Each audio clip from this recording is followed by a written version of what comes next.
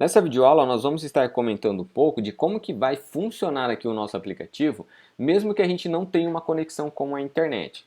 Então olha só que interessante, eu estou aqui com a minha internet aqui funcionando, nós estamos conectados em uma conexão Wi-Fi, vou acessar aqui a minha lista de categorias, olha só, e elas estão sendo exibidas aqui de forma correta, vou fechar aqui o meu aplicativo, vou até remover ele aqui dos aplicativos que foram abertos recentemente.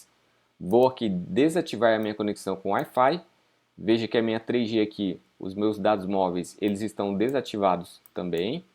E vou abrir aqui novamente o nosso aplicativo. E olha só que interessante, ao clicar aqui em categorias, olha só o que vai acontecer. As nossas categorias, elas continuam aqui sendo exibidas para a gente. E como que isso é possível, sendo que a gente não criou nenhum código para salvar essas informações aqui dentro do nosso aplicativo? Bom, isso tudo tem uma explicação. O próprio Cloud Firestore, quando você está utilizando ele no seu aplicativo, seja o seu aplicativo Android ou iOS, ele de forma automática, só por você inicializar aqui o banco de dados, ele já vai criar um cache para você. E esse cache é onde ele vai estar armazenando as informações aqui do seu banco de dados que você já leu enquanto você tinha uma conexão com a internet. Então, quando nós tínhamos uma conexão com a internet, como a gente já tinha visto aqui a nossa lista de categorias e como nós já tínhamos acessado também aqui a nossa categoria de blusas que tem esses itens, então o próprio Firebase já salvou essas informações dentro do cache dele. Dessa forma, quando você não tiver uma conexão com a internet, ele consegue consultar esse cache e exibir as informações aqui dentro do seu aplicativo, que é o nosso caso aqui, como está acontecendo, tá bom?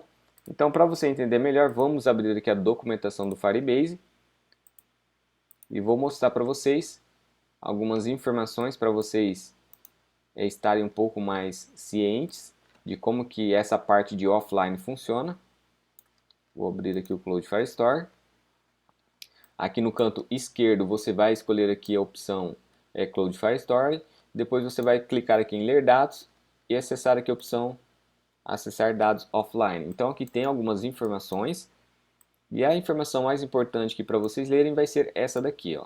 Olha só, quando você inicializa o Cloud Firestore, é possível ativar ou desativar a permanência offline das seguintes maneiras. Para Android e iOS, a permanência offline está ativada por padrão. Então, como o nosso sistema aqui ele é Android, então quando você usa o Cloud Firestore no seu aplicativo, de forma automática ele vai estar ativando o cache dele, tá bom? Já é ativado por padrão. E daí, se você quer desativar, você vai estar utilizando esse código aqui, ó. Então, no nosso caso aqui, ele já está ativado por padrão. Então, se eu quiser desativar o meu cache, eu posso copiar esse código. Posso vir aqui, por exemplo, dentro da nossa Activity de Firestore lista item, colar esse código aqui. Aqui é onde nós temos DB, ele está com erro, então você vai copiar aqui essa variável database, colocar aqui. Se ele... Aqui ainda gerou um erro, pronto. Se ele gerar um erro aqui, em alguma dessas classes aqui, Firebase, Firestore Settings, ou ele der um erro aqui na hora que você utilizar aqui esse Firestore Settings também, você vai clicar em cima e dar um Alt Enter e fazer a importação, tá bom? Então, dessa forma aqui, nós estamos dizendo que o nosso banco de dados é para ele ativar o modo offline.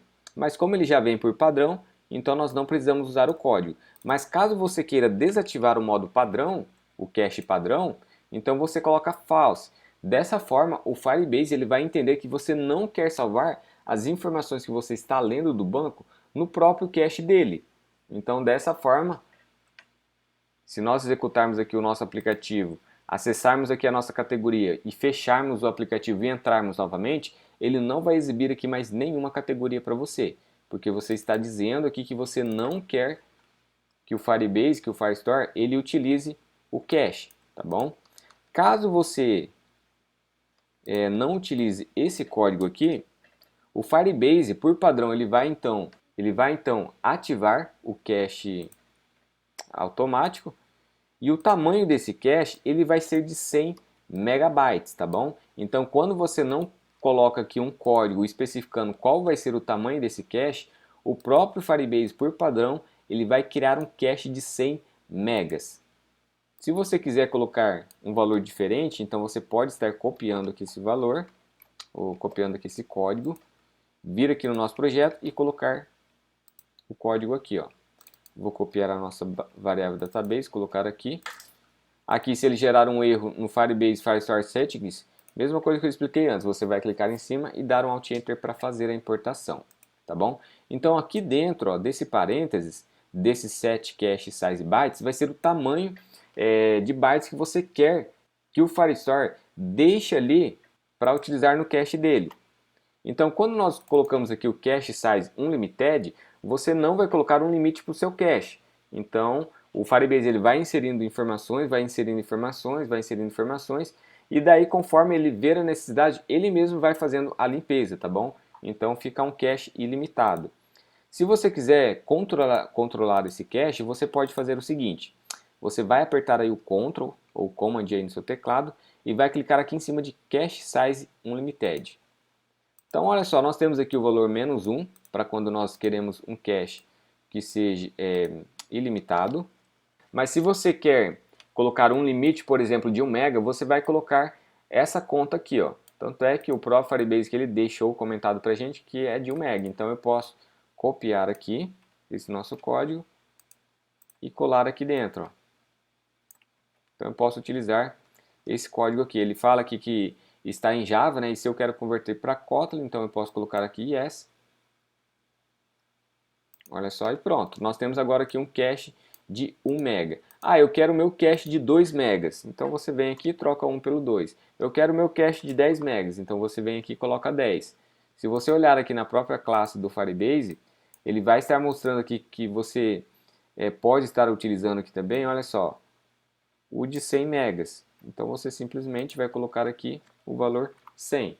Então ele vai ficar com o valor padrão que ele já possui quando você não utiliza esse código aqui, ó, que vai ser o cache num tamanho de 100 megabytes. Então aqui você consegue fazer esse controle, tá bom? Então eu indico que vocês coloquem sempre, caso vocês queiram mexer nessa parte aqui de valores de cache, se você não quer utilizar o valor padrão de 100 megas, então eu te aconselho a colocar aqui as numerações conforme o seu projeto ele necessita, tá?